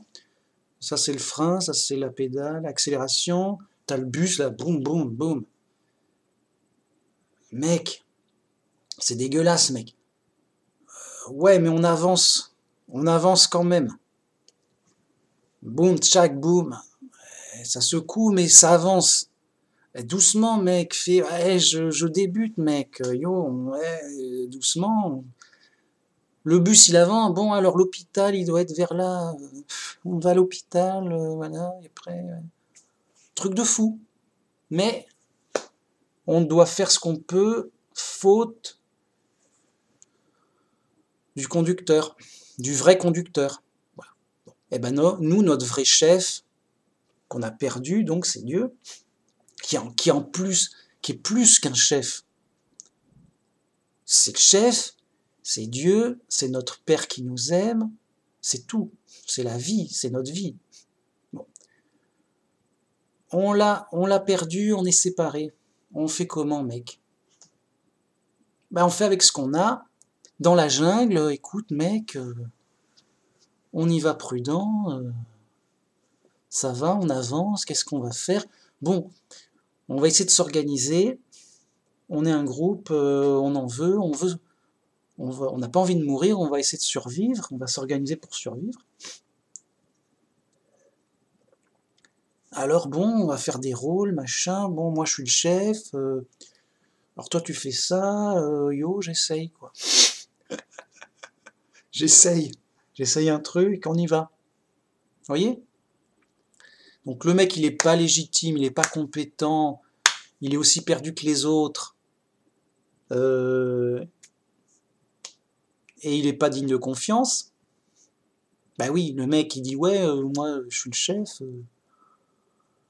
je fais ce que je veux, quoi, mec, sérieux. Vous voyez, bah oui, mais bon, t'es le chef pour faire quoi? Pour faire ce que tu veux ou pour le bien du groupe? Donc par amour. Bah oui. Je fais le bien du groupe, pas parce que je le déteste, mais parce que je l'aime. Bon. Et ben, Dieu, qui est notre Père qui nous aime, il nous dirige pour notre bien, parce qu'il nous aime. Voilà. Etc. C'est logique à pleurer. Les gens s'en rendent pas compte. On n'a pas de vrai chef. On n'a qu'un chef de remplacement qui forcément, il n'a pas les compétences, il ne sait pas conduire. C'est pas de sa faute, c'est comme ça. Bien. Et d'ailleurs, c'est mieux que rien. C'est obéissez au président et aux autorités et respectez les lois. Parce que c'est mieux que de ne pas avoir de loi du tout et de chef du tout et de... Oui, bah oui. Si t'as pas de chef du tout, bah t'as plus du tout d'organisation et là c'est ça, t'as plus grand chose, hein. Vous voyez comme quoi là l'organisation c'est important. Donc espérons que notre chef sera pas trop incompétent, qui sera assez compétent, qui sera assez inspiré. Enfin, espérons que notre chef soit assez bon, assez compétent, pour que ce soit assez tranquille, assez bien. Voilà. C'est un peu... Espérons, le mec, il a remplacé le chauffeur de bus, espérons qu'on n'aura pas d'accident, qu'il y arrivera quand même un peu à conduire. Espérons, mais n'espérons pas de miracle des hommes, des humains, je veux dire. Voilà, bah merci beaucoup. Super vidéo, super importante, bien sûr, pour comprendre la réalité, évidemment. Simple, logique, tac tac, ça devrait passer en boucle à la télé, mec. Les gens ne comprennent pas la réalité. On est là, ok. Ils comprennent pas la réalité. Qu'est-ce que tu veux qu'ils... Ils sont perdus. Les gens n'ont pas une explication simple, méthodique, claire, logique et organisée que j'essaie, alors moi je le fais à ma façon, ok, mais que j'essaie de faire pour bien tout comprendre la réalité. C'est important, les gens sont perdus. Si t'as pas la vérité, bah t'es perdu. Comme quelqu'un, il est perdu dans la forêt, et il dit, bah, je suis perdu. Je sais pas où je suis et où est-ce qu'il faut aller. Je sais pas comment le dire, voilà. Les gens sont aveugles. Pas qu'ils soient réellement aveugles. Ils sont aveugles car ils sont fous, ils ne connaissent pas du tout la réalité. Enfin, presque pas. Et donc, évidemment, ils ne se rendent pas compte qu'on est en guerre économique acharnée, alors de temps en temps plus que d'autres, bien sûr, et que c'est super nuisible et que ça constitue un gâchis incroyable, énorme, mais ils ne savent pas non plus qu'il y a une vraie solution, mais que cette solution, elle ne vient que de Dieu. Et ils ne savent pas qu'il n'y a pas de solution humaine sur Terre. Juste, tu ne sauveras pas rien. Tu ne sauveras pas le climat, tu ne sauveras pas les humains, tu ne te sauveras pas toi-même, et tu ne sauveras pas ton chat. Au mieux, tu te débrouilleras pour vivre pas trop mal avant de mourir. Au mieux. Les mecs, tu changeras pas le monde, sérieux. Il n'y a pas d'espoir. Il n'y a pas de solution sur Terre, dans le monde. La seule et unique solution, c'est Dieu qui nous a envoyé un sauveur, un plan pour être sauvé. Voilà, vous allez mourir, mais après, vous serez ressuscité et jugé pour aller au paradis et être pleinement sauvé à ce moment-là, par la foi en Jésus, ce sauveur qui s'est sacrifié pour vous. Vraiment, tac, tac, en boucle. Enfin, là, pour le coup, c'est une croyance. Donc, ok, c'est pas obligé d'être à la télé. Mais c'est la seule croyance réaliste, enfin, possible. Vraiment. Les autres, c'est des croyances irréalistes. Enfin, c'est pas des... Comment dire, le christianisme, c'est la seule vraie solution. Les autres religions n'ont pas de vraie solution. Ils ont un Dieu méchant, ils n'ont pas de vraie solution. On est, nous chrétiens, la seule, et j'insiste, la seule religion, à avoir un Dieu gentil, un Père qui nous aime. Les autres, non. Ça peut s'expliquer, non, on a un Dieu gentil, non, t'as pas un Dieu gentil. Si, mais t'expliques, voilà, alors pourquoi t'es dans le malheur? Parce que il avait yo, yo toi-même. Voilà, mais bon. Une chose à la fois, là c'était une vidéo pour bien expliquer et mettre en valeur le fait qu'on est en guerre économique, en compétition conflictuelle, et que ça génère un gâchis énorme, et que pour résoudre ça, il n'y a qu'une seule solution, celle que j'ai donnée. Le communisme a l'air d'y ressembler, mais regardez la Russie et la Chine, c'est pas ça. Comment dire, ça a échoué pour moi. Ils ont échoué. Enfin, c'est pas de leur faute. Ils ont essayé. Il y avait 2-3 bonnes idées comme ça. Ils ont essayé à peu près dans cette direction. Et pourquoi pas? Le résultat, alors il n'est pas totalement mauvais. C'est des pays comme des autres, bon, avec des avantages et des inconvénients, mais ils n'ont pas atteint l'idéal de l'organisation idéal pour qu'il n'y ait pas de gâchis, que tout aille bien. Bon, mais c'est pas de leur faute, on peut pas faire plus. Ça veut dire c'est humainement, voilà. Donc le communisme ne marche pas.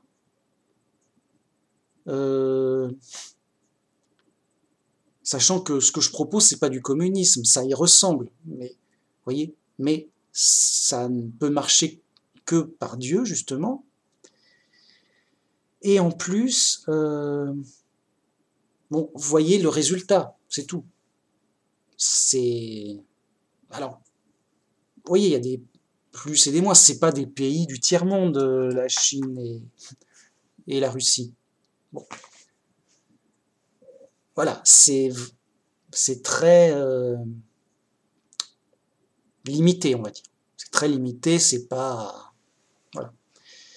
Du coup, on peut pas faire mieux, mais il n'y a pas de solution. Mais vous voyez, on est conscient de la réalité, on sait où on est. Ah oui, je suis en prison chez les fous dans le chaos. D'accord, je le vérifie. Oui, bah c'est normal, c'est logique. Je le vérifie visuellement, mais je le vérifie aussi logiquement. Oui, mais ça colle. C'est la réalité, c'est normal. Et donc c'est normal que ça se passe plus ou moins mal. Mais il y a des trucs bien aussi, hein. Vous voyez, c'est juste que c'est les limites humaines. On est dans la jungle, on fait ce qu'on peut, bon, on a à peu près ça, quoi. C'est bien, enfin c'est bien, c'est ce qu'on a comme on peut, quoi, c'est tout. Mais conscient de la réalité où on est, et aussi conscient de ce qui nous manque et de ce qui devrait être idéal. Vous voyez, conscient de, bah non, mais on est dans la jungle, on est en prison, on n'est pas dans une ville normale, dans un pays normal. Et en fait, une ville ou un pays normal et un monde normal, c'est un monde avec Dieu qui dirige. Voilà, c'est comme Dieu dirige Adam et Ève. Tu fais ça, mec.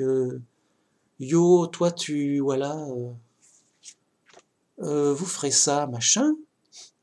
C'est un monde normal. Voilà, un exemple de monde normal qui a existé, c'est Dieu qui dirige Adam et Ève dans leurs activités, et enfin, dans leur vie terrestre, comme c'est écrit. Voilà un exemple historique, sérieux, de vie normale dans un monde normal, avec des gens normaux. C'est la normalité normale et de Dieu, de la réalité normale. On n'est pas dans un cas normal, on est en prison. Voyez? Donc c'est normal que ça se passe mal. Voilà. La vraie vie normale, c'est au paradis. Avec des villes normales, des gens normaux. Au paradis, oui. Mais là, non. Voyez?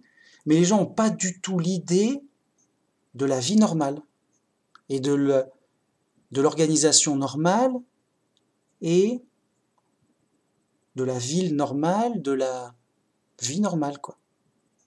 Des gens normaux. Oui. Et c'est normal qu'ils n'en ont pas l'idée, ils sont ignorants. Et donc, pour finir cette vidéo, tout est normal. On est perdu dans les ténèbres. Que Jéhovah, le seul vrai Dieu, nous sauve.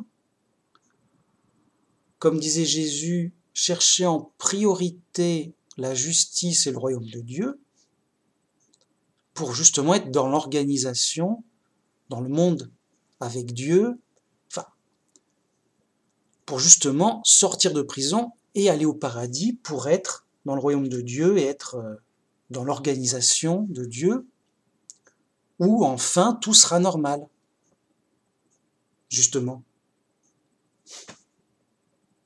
Voilà.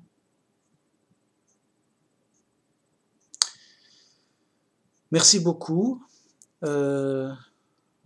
Et donc, prenez conscience que nous sommes, depuis tout le temps d'ailleurs, en guerre économique et que ça explique toutes sortes de problèmes, de gâchis, de conflits et que ça continuera et que c'est les lois de la guerre. Les lois de la guerre, c'est un rapport de force. Tant qu'il y en a un qui est le plus fort, il gagne, jusqu'à ce que ça s'équilibre. Soit il a totalement gagné, bah c'est lui qui fait la loi, quoi. Et il y aura un autre voisin qui sera à côté. Soit ça se rééquilibre et ça se stabilise en disant bon bah on arrête les frais ici, on fait la paix, pas la peine on peut pas aller plus loin, voilà, bon, on fait la paix et on verra plus tard. Ok, merci beaucoup. Il y a eu quelques bugs au début, mais c'est la vie. C'est la vie. Gloire à Jéhovah, le seul vrai Dieu, le roi suprême de l'univers, le roi naturel des gens. Que Dieu nous sauve par son Fils Jésus-Christ, bien sûr, et qu'il nous aide dans l'épreuve que nous avons et que nous vivrons jusqu'à la fin de la vie, où après on sera sauvé par notre foi lors de la résurrection des morts, pour ne plus retourner en prison, mais pour aller au paradis. Vraiment, voilà, sérieux. Gloire à Jéhovah, au revoir.